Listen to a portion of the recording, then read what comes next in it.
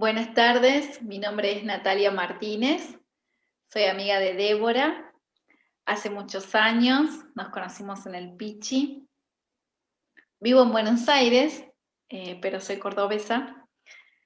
Estoy casada con Andrés Valdés y juntos servimos al Señor en la iglesia de Tapiales. Estoy muy contenta y es un privilegio para mí poder compartir con ustedes la palabra de Dios. Y para comenzar, vamos a orar.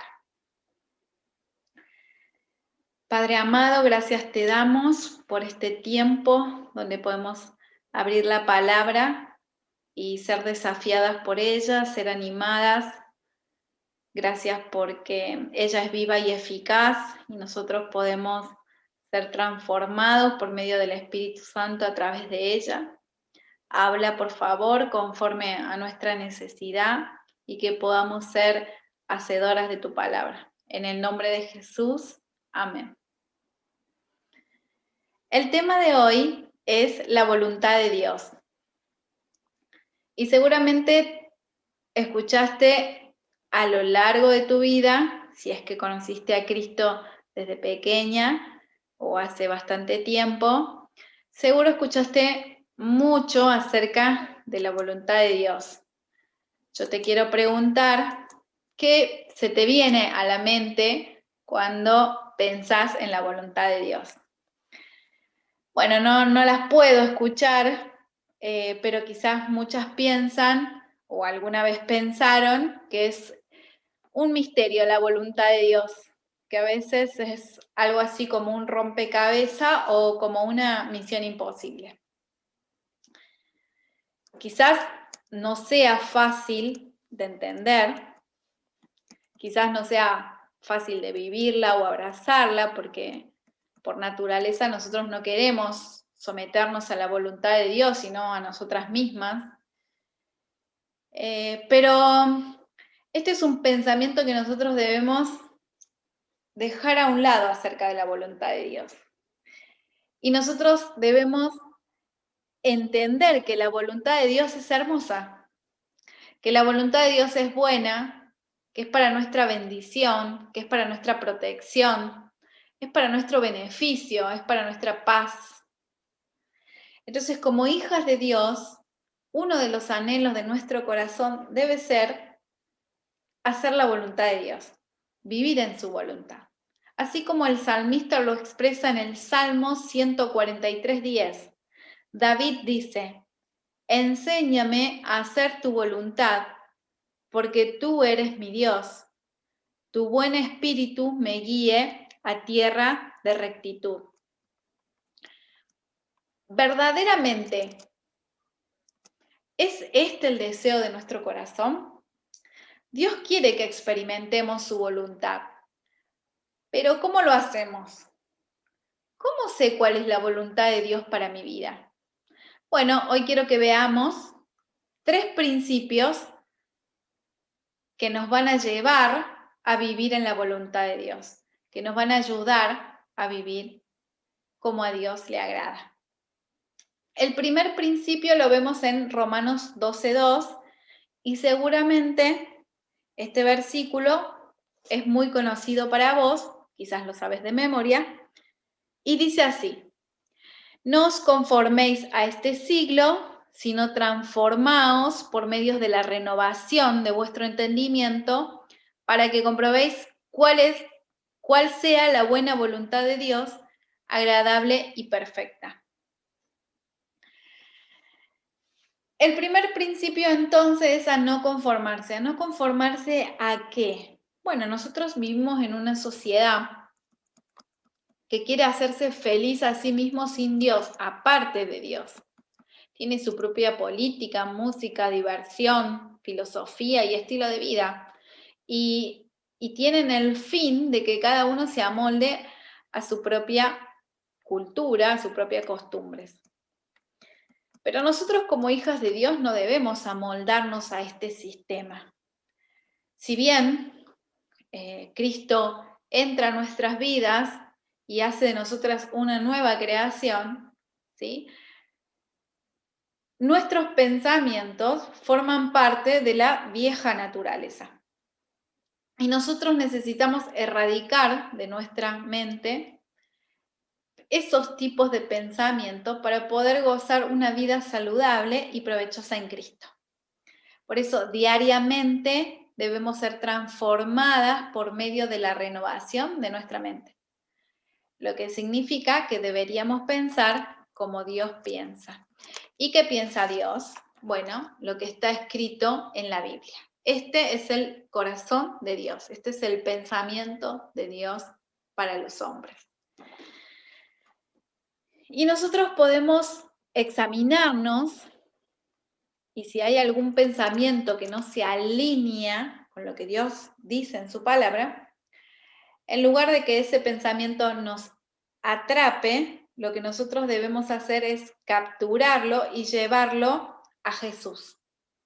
Luego debemos erradicar ese pensamiento con uno verdadero, con uno justo, con uno puro, con uno amable. Esa transformación es un proceso dinámico, es una acción que no termina, sino que es un proceso que progresa y se perfecciona. Entonces debe realizarse de manera continua a lo largo de toda nuestra vida. Si vos pensaste que por tener muchos años de cristiana o por haber estudiado la Biblia o por conocer a Cristo desde chiquita y asistir a la escuela dominical, a las diferentes actividades de la iglesia y haber recibido durante mucho tiempo la palabra de Dios es suficiente, déjame decirte que no. No, no, no. La palabra de Dios quiere que renovemos nuestra mente de manera continua. Esto es a lo largo de toda nuestra vida. ¿Y cómo comprobamos nosotros que nos estamos transformando como corresponde? Bueno, nosotros debemos examinarnos y someter nuestra vida al examen de la palabra de Dios. La mentira de este mundo es que la voluntad de Dios es dura, que es anticuada, que pasó de moda, pero la verdad es que es buena, agradable y perfecta. Y necesitamos exponer nuestra mente a lo verdadero.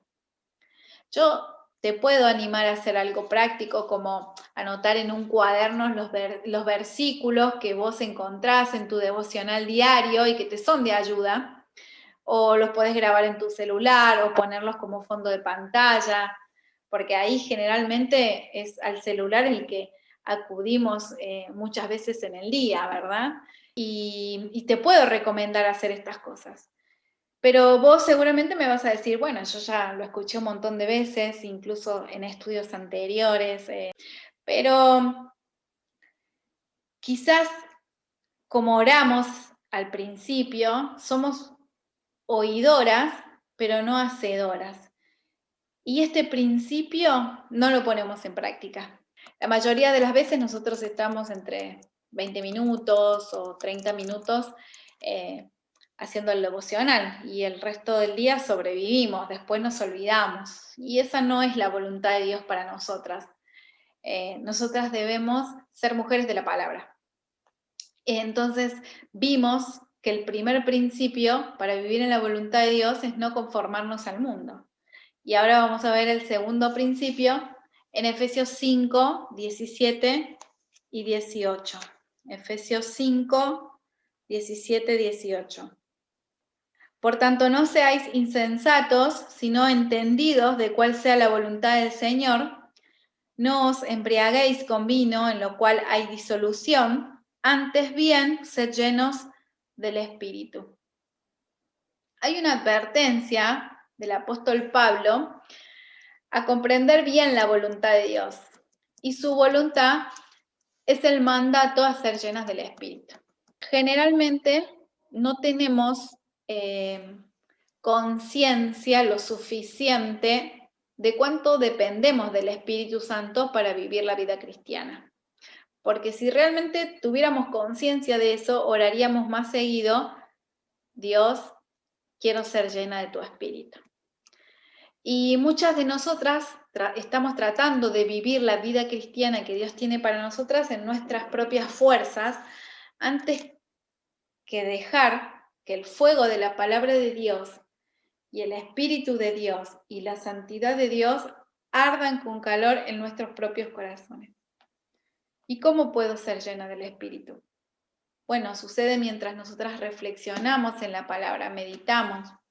Sucede cuando esperamos en el Señor, cuando estamos reflexionando, procesando. Estamos dejando que se absorba dentro de nosotros esa palabra. Y mientras lo hacemos, el fuego arde. Alimentamos el Espíritu. Y ahí es cuando hay llenura, cuando hay poder. No sucede cuando abrimos la palabra de Dios y estamos pendientes del celular, de las notificaciones, estamos pendientes de los WhatsApp. No sucede la llenura del Espíritu cuando hacemos una meditación express, cuando estamos pensando en qué cosas tenemos que hacer cuando terminemos el tiempo devocional. De esa manera no funciona. Muchas de nosotras pensamos que así funciona y que somos buenas cristianas, pero a veces nuestra vida es un desastre. A veces nuestras relaciones en el trabajo no son las mejores, a veces las relaciones con nuestra familia tampoco, con nuestros amigos más cercanos menos. No hay mucha evidencia del fruto del Espíritu en nuestras vidas. Y a veces a las que lideran ministerio, les quiero hacer esta pregunta. ¿No les sucedió que desafían a otras personas a vivir una vida llena del Espíritu y de oración, pero tu vida deja mucho que desear? Tu vida es mediocre, tu vida es ordinaria y tampoco hay fruto ni poder del Espíritu Santo. Entonces, como dijimos al principio, debemos tener conciencia y realmente orar que el Espíritu Santo nos llene. Y bueno, debemos entender que el Espíritu Santo es el que ilumina las Escrituras para nuestra comprensión, quien nos revela y hace a Cristo personal para nosotras, lo hace real, lo hace deseable, nos motiva, el Espíritu Santo nos capacita para obedecer la palabra de Dios, nos conforma a la imagen de Cristo, nos santifica, nos dirige, nos llena de poder para testificar, nos asegura de que somos hijas de Dios. Él produce en nosotros el fruto del Espíritu. Él nos enseña qué y cuándo orar y cómo orar cuando no sabemos qué o cómo pedir. Él nos libra del poder del pecado y de la ley del pecado y de la muerte. Él derrama el amor de Dios en nuestros corazones, nos consuela, nos restaura, nos renueva, nos vivifica. ¿Ves la importancia? Necesitamos ser llenas con el Espíritu Santo porque es de ahí de donde recibimos plenitud. La mentira es que podemos vivir una vida llena del Espíritu Santo sin profundidad, con 15 o 20 minutos de un devocional diario en el día, pero la verdad es que no depende de nosotras y que no es así, sino que depende del Espíritu Santo y necesitamos dedicarle tiempo. Vimos entonces que el primer principio que nos va a llevar a vivir en la voluntad de Dios es el no conformarnos al mundo. El segundo principio es ser llenas del Espíritu. Y el tercer principio lo vemos en 1 de Pedro 3, 16, 17. Vamos a buscarlo. 1 de Pedro 3, 16 y 17. Teniendo buena conciencia, para que en lo que murmuran de nosotros, como de malhechores, sean avergonzados los que calumnian vuestra buena conducta en Cristo. Porque mejor es que padezcáis haciendo el bien, si la voluntad de Dios así lo quiere, que haciendo el mal. El tercer principio entonces es hacer el bien aún en el sufrimiento. La carta de Pedro se escribió a creyentes que eran perseguidos por su fe. Y Pedro lo que hace con estas palabras es alentarlos que en medio de la hostilidad y en el medio del maltrato, ellos hagan el bien. Pedro nos llama a tener una buena conducta y eso nos permite tener una conciencia limpia, de una manera que no deje un mal testimonio a aquellos que se interesan por conocer la razón de nuestra fe. Entonces la Biblia nos exhorta a que imitemos a Jesús haciendo el bien, quien cuando le maldecían no respondía con maldición y cuando padecía no amenazaba, sino encomendaba la causa al que juzga justamente. Esta conducta es la que promueve el Evangelio y evita que su nombre sea difamado. Muchas veces cuando estamos en situaciones que nos presionan, en situaciones difíciles, a veces decimos hoy, ¿cómo puedo salir de esta preocupación? ¿Qué atajo puedo tomar para no experimentar angustia? ¿A dónde puedo huir? Donde no haya nadie ni nada que pruebe mi carácter, mi paciencia, mi temperamento. Pero déjame decirte que esta forma de vida no tiene nada de digno, no es a la que estamos llamadas. Nosotros debemos preguntarnos cómo puedo yo pasar por estas experiencias dolorosas o tan difíciles sin fallar como cristiano. ¿Cómo puedo soportar estas luchas sin sufrir una derrota? ¿Cómo puedo vivir en medio de todas estas controversias y provocaciones? La bondad de Dios se manifiesta en cualquier circunstancia y esto depende de la renovación de nuestro entendimiento, de ser llena del Espíritu y consecuentemente vamos a hacer el bien. Cualquiera sea nuestra circunstancia y aún cuando estemos sufriendo.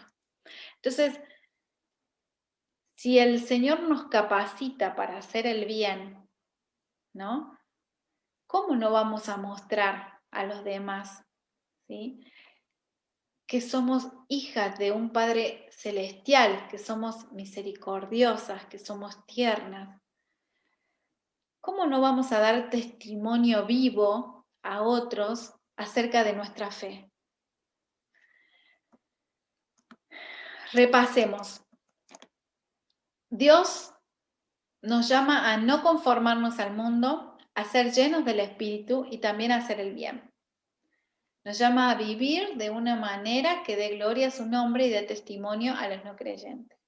Nos invita a cuidar con detalle cada aspecto de nuestra vida, de manera que podamos ser fieles en todo y así vivir en su voluntad. Y la voluntad de Dios, como dije al principio, no tiene la intención de ser un misterio o un rompecabezas. De hecho, la voluntad de Dios, tal como se establece en las Escrituras, es muy clara y lo vimos recién. Pero en general es la obediencia a la voluntad de Dios lo que se hace más difícil. Su palabra no es silenciosa de cuáles cosas Él quiere para nosotros. En la Biblia probablemente no va a aparecer el nombre de la persona con quien vas a casarte. En la Biblia no vas a encontrar a qué universidad debes ir, qué trabajo debes tomar, cuántos hijos debes tener, o dónde realizar tu ministerio. No va a aparecer escrito explícitamente en la palabra. Pero por el Espíritu Santo, cuando estás en la palabra de Dios, Él toma esa palabra, la hace viva en tu entendimiento y en tu corazón y te va a mostrar cuál es el camino, cómo debes aplicar a tus circunstancias y situaciones actuales de vida su voluntad.